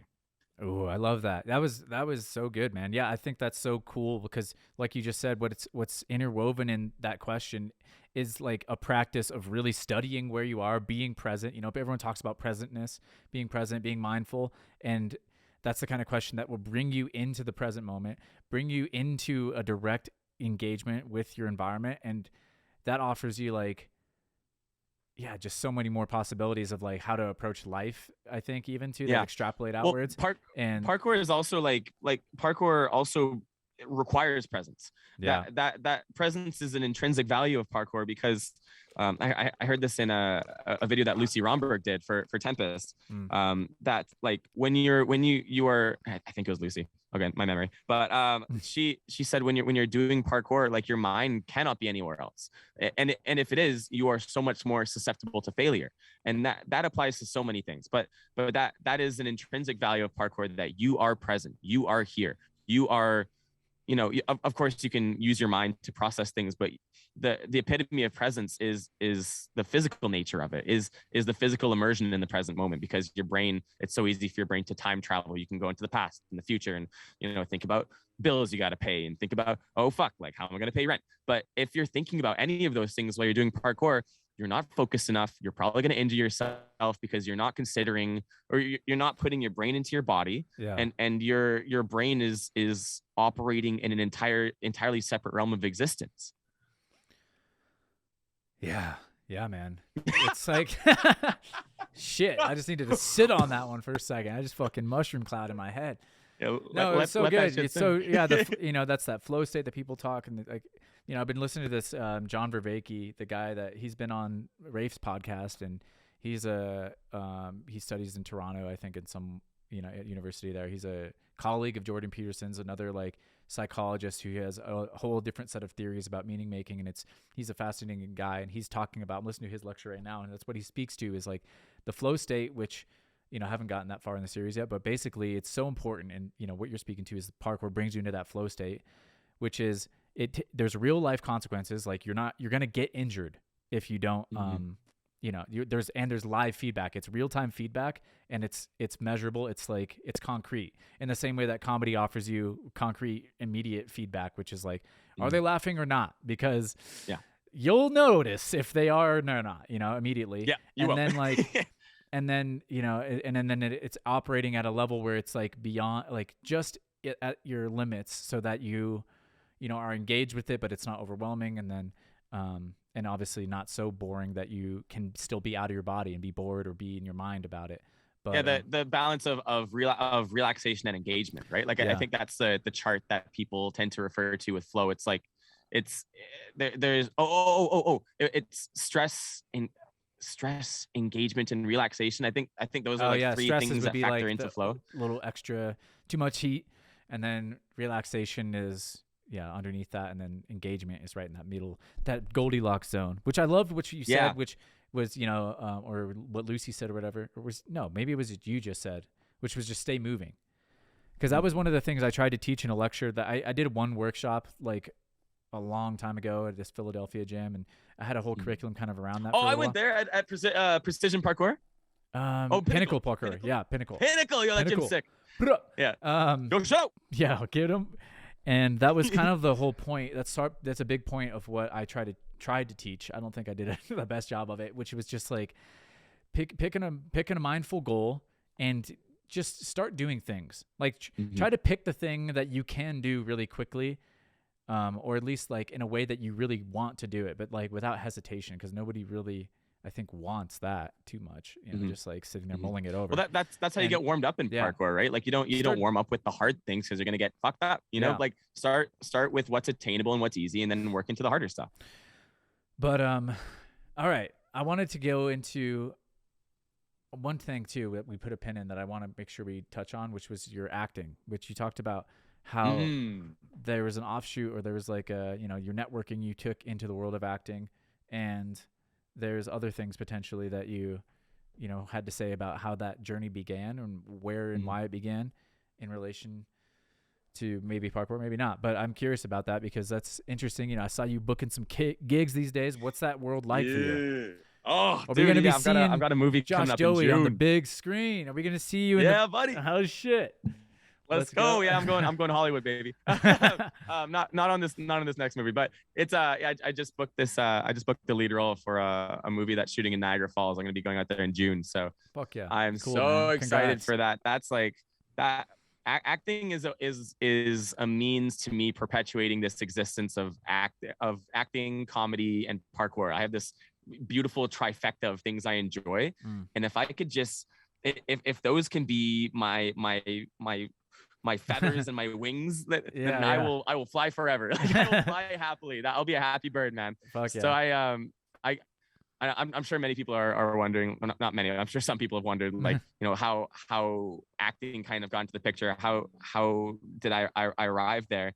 And it was that same mentality of like, what is life after parkour? When I am, back before I'd answered what that even meant for myself, like what is life after parkour? And I knew some people in LA, and I'd always had this idea that like, if life didn't work out the way that I wanted to, like if I had done the conventional approach to life, gone to school, had a job, had kids, and if I got to the end of that journey, like what would I have wished that I would have done? And what would I turn to when everything has failed? Like somehow I imagined this future for myself where I'd done all these things and been unhappy with myself. Like, yeah. Like if you I'm either ask like, what would you do? 40, it's like, it's the same question in a weird way, but it's like, what would you do if you had everything you ever wanted? It just happened. Yeah. Or it's like, what would you do if everything went to shit? And it's kind of the same answer. Literally that. So I imagine myself in that scenario of, okay, I'm 40 years old. I'm unhappy with my life. I want to make a big dramatic change, and I want to do exactly what it is that I enjoy. I want to find a way to take the things that I enjoy the most, and I want to create a form of pursuit out of it. And I love using my imagination. I love playing pretend. I've always enjoyed making videos. Even before making parkour videos, I love making sketches and stuff with my friends. And like I've lived on both sides of the camera pretty much my entire life. And so in this scenario, I imagine, okay, I'm 40. I hate my life. What am I going to do? How am I going to make a change? I'm going to be an actor. I want to be an actor if shit doesn't work out by the time I'm 40.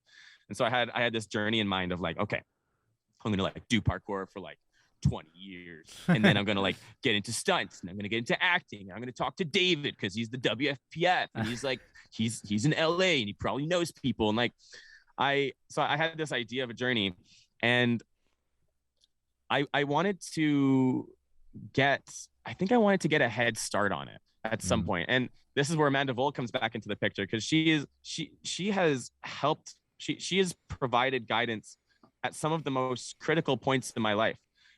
She was one of the main people who brought me to parkour through her kindness, and then also she brought me to acting. Somehow she's helped bring me to these two amazing pillars of enjoyment in my life, and I cannot thank her enough for that.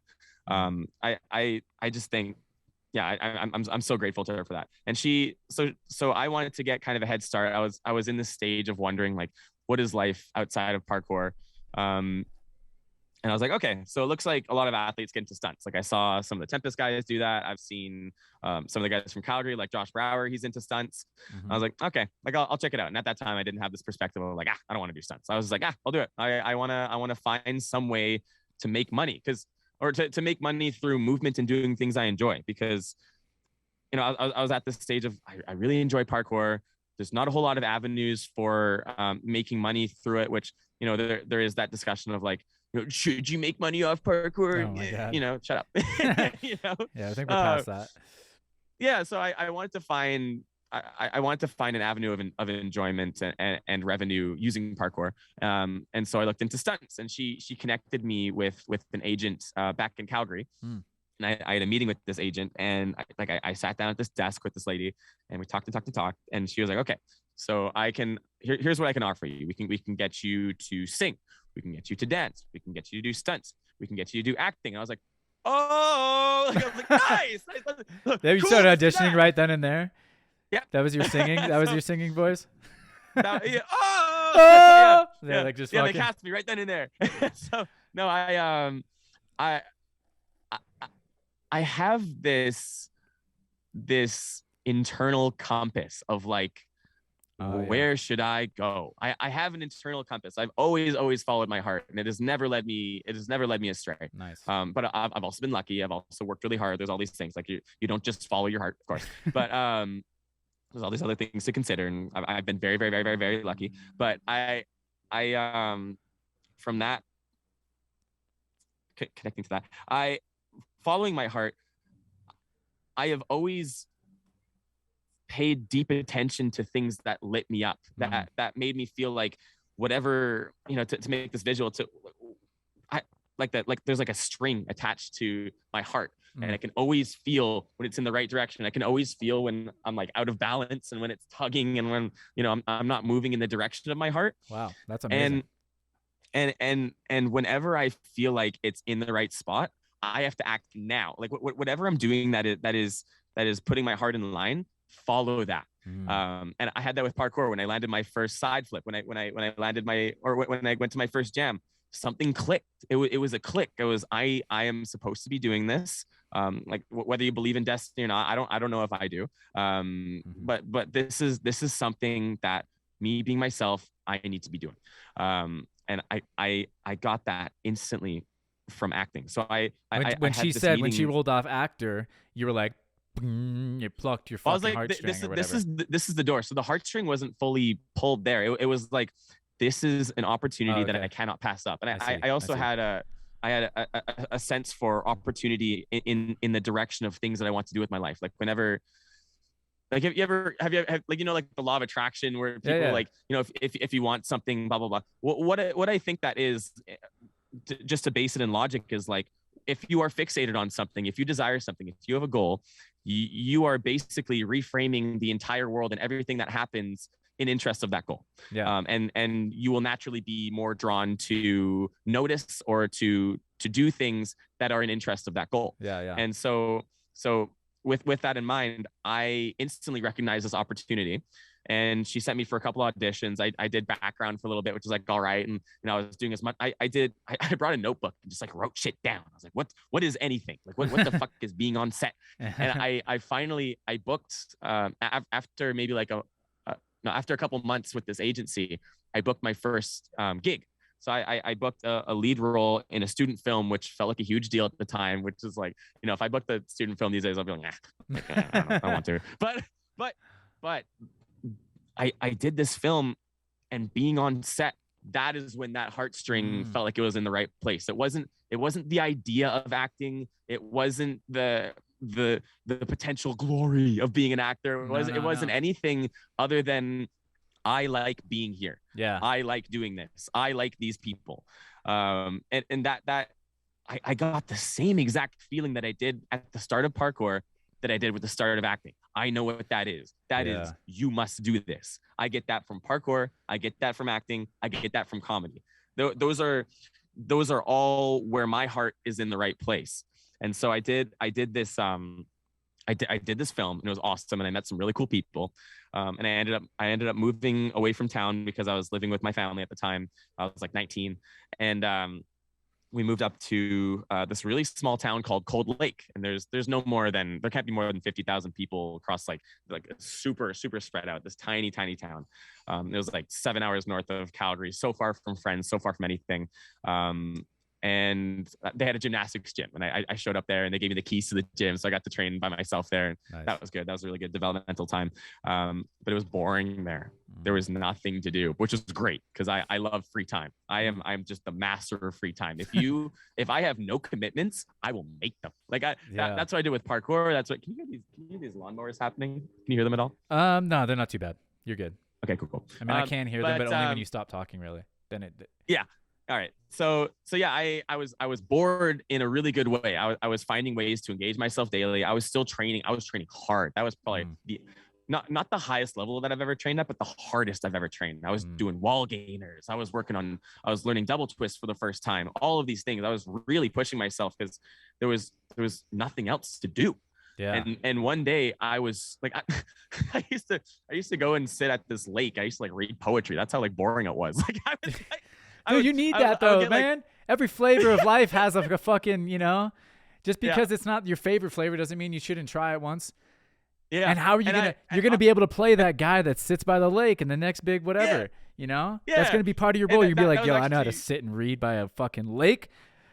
I know how to have peace. I got that on lock. And I developed habits and routines. I got into meditation and healthy living and or healthier living, like really pushing all of these things. But one day I was so bored. I was so fucking bored. I was like, for so long, my dad had been bothering me like, when are you going to get a real job? When are you going to go to school? What are you going to go to school for? And like, shit. I liked parkour, or I love parkour. And there was an aspect of enjoying architecture that comes with parkour. Just enjoying any kind of urban environment comes with, like, you'll just learn to appreciate architecture. 100%.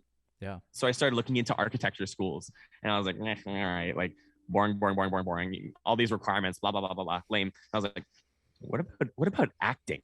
And so I looked up Vancouver acting school because I knew there was an acting community here. Like, there's LA, New York, Toronto, and Vancouver. Those are like the North American hubs. Yep. And now there's like Atlanta a little bit, and Austin and shit. Yeah, in Austin. But anyways, that was what was most accessible. And I knew I've always wanted to live in Vancouver because of Origins. I came to my first my first international, or to my first national parkour jam. I went to PKBC 7, and that was amazing. That was what also helped set me off on this journey of parkour. So I always had this idea of moving to Vancouver. So I looked into Vancouver acting colleges, and I went onto this one website. And whose name do I see on this website? Someone we both know. Oh shit! His name was on the website, Lucas Othmer. Oh shit! I saw Lucas's name, and I had no idea he was in acting. Like he was a good friend of mine. He was whenever I would come to Vancouver for NAPC or anything like that, like when I competed for NAPC in 2015, and transformed into a worm in front of the entire world, I would stay with Lucas. Like Lucas was the homie to stay with. And that was the highlight of my year every year coming over for NAPC. And I saw his name on the website, and I messaged him and I was like, dude, like, what's the deal with this school? And he was like, if you enroll at this school, it will be the best decision you ever make in your life. And whether or not he still feels that way, and whatever. That's wild. That's amazing. Right. He said that to you. Yeah.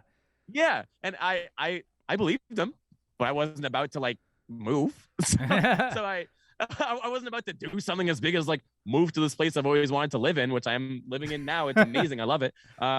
But that's scary, moving cities, right? Like, no, who does that? That's really tough. Yeah. And how do you start that? It's just terrifying, the idea of moving anywhere.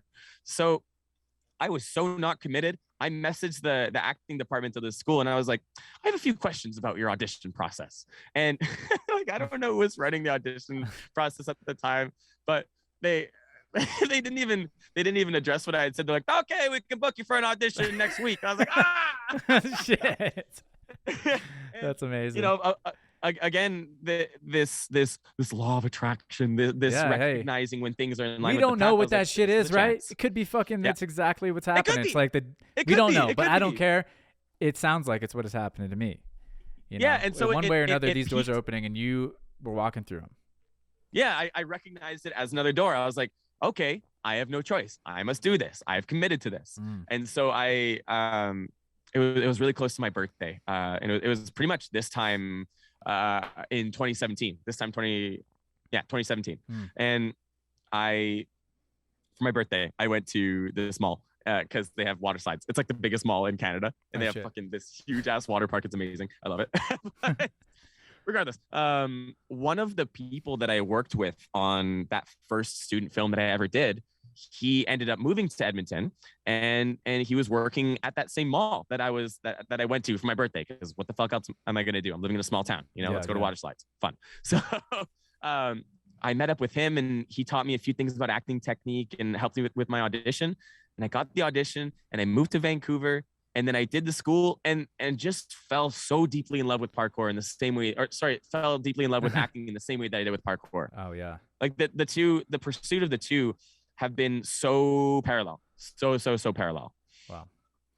Yeah, dude, I think that's such an amazing story. I love that, man. I think it really helps people, including me, just be reminded of like following that heart, following your, you know, whatever you feel like your calling is, having the courage to keep taking steps, even however small they might be, and just keep listening, and, you know, keep engaging with your life and with, you know, whatever you believe in, whatever, but whatever the universe is also, you know, speaking to you, how it's speaking to you, if it is. Yeah. And parkour helps you go into these journeys as well. Like, you don't just do parkour and then do something else, and like, or you're not just a blank slate. It becomes a, you know, Frosty actually, I think one time gave me the right analogy for this. I love the way he put it, and I'm going to be butchering it a little bit, but basically he's like, it can be a nice anchor point, you know, like it's actually scaffolding that allows you to, like, I think he said something to the tune of, you know, having an anchor point actually allows you to lean out further away from whatever the sturdy structure is, rather than like keeping you bound into something. So don't let it bind you, but let it be something that you can expand from and actually help you dive further. But it's good to touch base with it. That's something that I've definitely learned over the course of like this sort of post parkour whatever thing that's happening, is like I can still revisit my practice and become, you know, it's still juicy every time, but it's also like a place that is almost safe for me now. So it's like I can use it as a safe place that also is good for exploration, but there might be other, like, there's more answers than questions now in parkour. Yeah, like, sometimes. Like exactly. That's a great way to put it. The balance of questions and answers, like now it's tipped where parkour is not this mystifying thing anymore. You understand what it is. You understand how to enjoy it, where a lot of that enjoyment of parkour is also understanding what it is and what it means to you. I love that, man. Yeah, that's a good way to put it. Yeah. And before we get too far away from the conversation, there is one book that I want to advertise, I guess, or drop in this conversation, which is Principles by Ray Dalio. Because Ray Dalio, baby. So that book in line with the teachings of parkour. Like that book teaches you that what you learn from one thing will teach you about everything. 100%. You get keys, you get keys from each thing, you know, like DJ Khaled said, major key. But you get these keys from, and let's just use parkour as an example. You get these principles and you get these keys that will unlock doors in other places. So that book's a really good way to learn from that. But the premise is that, like, parkour isn't just a blip in your existence. It's a door that opens for you and it never closes, as long as you decide to delve into to delve into what parkour means to you, and to delve into the lessons that parkour teaches you. All that stuff can be weaponized or used in other things. Like, all that shit I learned from parkour, I would not be the actor or the comedian I am today without those lessons. Parkour prepared me for the rest of my life. Yo, yeah, man, that's so good. Just fucking truer words cannot be said. Sometimes you need to think about it a little bit to understand how it relates, right? You just have to, like, say, okay, well, what is the jump in this scenario? Or what is me?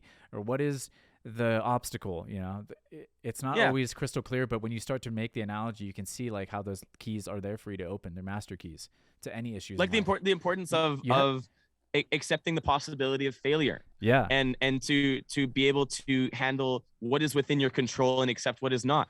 Like, and the practice of commitment, I would say, was huge for you. The practice of commitment for you to be like, I'm fucking going to this audition because I said I would, you know? Yeah. And I know how to do that. And what scares me about this audition? Like, am I like, okay, I'm afraid of failing this audition. Why am I afraid of failing this audition? Am I afraid that I'm not going to do enough work for this audition? Okay, so then let's do enough work. So now I can't be afraid of that because I've done the work. Yeah. Now, what else am I afraid of? And you just find all these little variables, just like you would with the jump.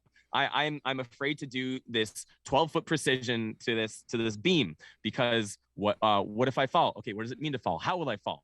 Okay, so if I undershoot it, have I done enough training to be capable of bouncing back? If I overshoot it, what will I do when I overshoot? You know, if I fall, do I know how to fall? Ukemi, like all of these things, you learn to you learn to pinpoint all of these variables that are these questions and variables that are stopping you from committing to this jump. You figure them out to an extent that you are able to do that jump and overcome that fear. You acknowledge the questions, you provide your answers, and then you are put into a position where, okay, knowing all these things, and acknowledging all these possibilities, can I do this now? And it doesn't always work, right? There you know, sometimes a fear will, you know, get the best of you. Like, I'm terrified of hurdle precisions. Like, the other day I was at a training session with Tom and Renee and all the ordnance homies, and there's this rail precision that you had to clear another one too. And I had acknowledged all the variables, I had done all the progressions, I had done everything. I had, you know, jumped and tapped my foot on the thing and landed on the next one and done all of that. But I reached a point of distrust with myself because I hadn't done enough training. And that's another key principle from parkour is like, okay, so if there is a variable that is overwhelmingly stopping me from doing this jump or from doing this thing, time to put my nose to the grindstone and work on it. Sounds like I need to work on my hurdle precisions more. You know? Yeah, no, that's really good. Yeah, because it's important to recognize that. Otherwise, you just go, I guess I just need to send it, and then you get you break your ankle or whatever. Or maybe, you know, all that shit happens sometimes. But dope, dude. I wanted to just quickly touch base on the other things that, you know, people might know you for, which is the Get Up podcast. You said you're doing another podcast with a friend of yours, the comedy homie, and you know, I don't know what the Podi Boys are up to, if anything these days. You know, can you update us in like what are your current projects that maybe people would want to pay attention to? Oh, okay, yeah. Currently, I'm really just other than looking for you on the billboards. Yeah, that's it. Like, that's where I put my focus for now. I started the Get Up podcast because there was nothing to do during like the quarantine periods of COVID, and I had so much free time that I really needed something to devote myself to. And It was a really good way to work on talking. It was a really good way to like, and I may return to it still, but I've done 52 episodes. I did one a week, and that was really good. I do plan on returning to it one day. I really enjoyed the nonsense of it. It's so fun. If I you love want the silliness, just dude. chaos. Yeah. No, I fucking shit. You know, I sometimes struggle with like, and I did a few solo blast podcasts over the years of doing Hype Drop, and it's like one of the funnest versions of it, but it's also, it's like it's like a completely different type of podcast than a conversation when you're just like, I'm gonna fucking scribble like on on the It's terrifying on a podcast. Yeah, dude. Sometimes you'll just say crazy shit like and like cut this out if you want, but like there was one podcast for like if you just get on a tangent like blah blah blah blah, and my dad comes and I said that and I was like in my mouth. I was like, oh no. Like that's the comedy mind, dude. Shit. Yeah, you're just exploring. You know, like I'm not actually like you don't need to ground what I'm saying in any logical basis. You don't need to add any elements of realism to it. I'm literally just letting words fly out of my mouth when I'm doing it. Yeah. And it's fun. It's very intimidating. It was terrifying before every podcast. I was like, what the fuck am I gonna say or do today? And that's really fun. So I do plan on returning to that at some point, but I've been saying that for months, so I don't want to make any false commitments with that. We have done a podcast with the Podi Boys. We had like a regular podcast with topics and stuff, but that became too hard to manage everybody. But I work on this podcast called Strictly Beloved. It's with two very respectable stand-up comedians in town, Marita Lopez and Dino Archie. Dino Archie also comes from California. He's one of Canada's most well-known comics. And I work as the video department on that. And we've actually ended up doing a sideshow called Night Talk, which is like Night Talk is like, you're a different person at night. You're yeah, dude. In that Night Talk about that nightlife. So we go on that. Like we have a show that I co-host with him, and we go on that and talk crazy, and that's a lot of fun. So if you want to listen to me talk presently, that would be like tune into Night Talks. If you like to wait, check out the Get Up podcast, and then if anything else, like I guess look for me on the billboards, man, and the fucking whatever. We're gonna find you in the stand-up comedy clubs and the open mic nights. That's right. Who knows? I'm grinding right now. One day you'll make your way to Denver Comedy Works, bro. Yeah, I want to, man. I'd love to. That'd be sick. Yeah, that's on the list, man. Hopefully, I would love to see myself continue with that journey. That'd be amazing if somehow we end up, both finding our way into a set one night or something in the same place. So stick with it. That's all I ask you, man. Just stick with it, and I'm sure I'll see you. Yeah, dude. I mean, let's get it, man. Yeah, I think it's a juicy a place for me as well. Yeah, good place for growth. 100%. Well, shit, brother. I feel like we've been going for 2 hours almost, and I feel like that's a pretty good amount of time. I wish we could actually go a little longer, but I did have Max Henry's coming over. And yo, nice. Yo, Thomas said hi. I love Max. Shout out Max. We're dropping a few. Shout out Max and Steen. Shout out Steen. And Steen, baby. Yeah, we're actually heading to the UK in the next 2 weeks. 2 weeks from now, we leave to go to England and do a little tour. So that'll be really fun. Nice. I can't wait to see the clips. Dude, I'm gonna be hype. It's gonna be the first time in a while I've been there. And then I hope to see last you. Was the Merm. You you did the Merm tour there, right? We did the Merm tour in 2015. I went back with Knox and Ryan Keenan in 2017. And then this would be the first time since then. But is Ryan Keenan still training? Ryan Keenan was dope. He's so amazing, dude. I don't know what he's up to these days. It's been a while since I've seen him. I think he's back in Michigan, being his fucking sweet, sexy Tarzan self out there doing something like hunting in the woods or whatever. But maybe, we'll get him on here one day again. That'd be good. But yeah, dude, what was else I was going to say? Fuck. Oh yeah, NAPC, dude. Hopefully I can see you then too, because I'm sure you're going to be there. And I don't know. I don't know if I'll be there or not, just because I've been traveling a lot this year, so I might eat up all of my travel budget before August. But if not, I would hope to visit you guys out there, and that'd be so amazing. Yeah, keep your eyes open for dates to be announced. All I know, and I have been permitted to spread this information. Late August. Look to late August. Oh yeah, good. Late's better than early for me. Yeah. Fuck yeah. And then is there anything else you want to drop or cover real quick before we wrap up here? I think just be present, man. Be present. let the spots talk to you. And when you're training, spend more time in your body than in your head. If you're any level of experienced athlete in parkour, just spend less time thinking and more time doing, and not even necessarily in a dangerous sense. Just get your body moving. Fuck yeah. Well, I'm excited to see where you go and what you're doing next as the years develop, man. It's amazing to catch up with you. And thanks, man. Yeah, it's been an honor to be on this. I've been a height drop respecter and a supporter for pretty much since it started, man. Fuck yeah. I appreciate it. Yeah. All right. Hell yeah. Woo! That was it. Hell yeah. What an amazing time. Thank you, Josh, Joey. Thank you guys for listening. Description. That's where it's at, motherfucker. Yeah. I'm all hyped up. I'm saying bad words and everything because it's lit when you talk to Josh, Joey for 2 hours. And I hope you guys will go do all that stuff in the description. Follow him, all those things. And we'll catch you on that next one. Like I said, going to the UK very soon. So look for some fun stuff to drop on here. And thank you for the support for people that have been sharing and reposting and commenting and engaging with us as we've sort of ramped up the content here at Height Drop. Much love. We'll catch you soon.